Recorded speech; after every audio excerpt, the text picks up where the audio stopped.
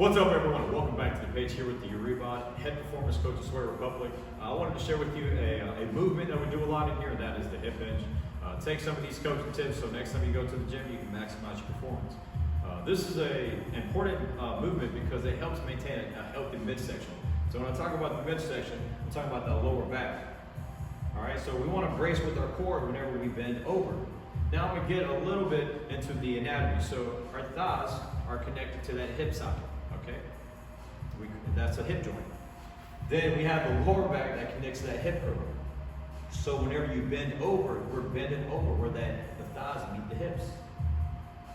Not where the lower back meets the hip girdle. If this is what happens when you bend over there. You create this arch in the back, and that's not activating nothing. It's going to cause lower back pain, inflamed hips, and tight hip flexors. So let's talk about the execution, how to execute this movement. So we're going to stand about shoulder width apart.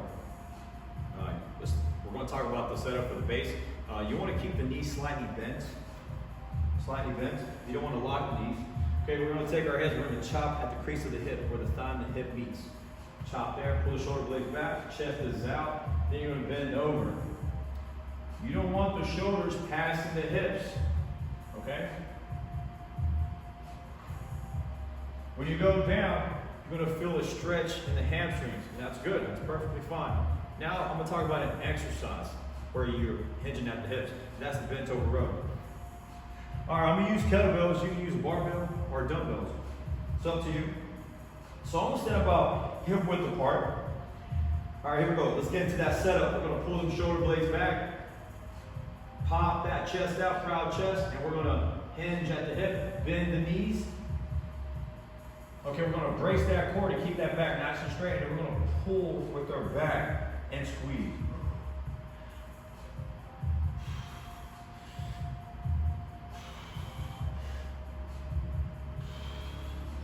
Ooh, that felt so good.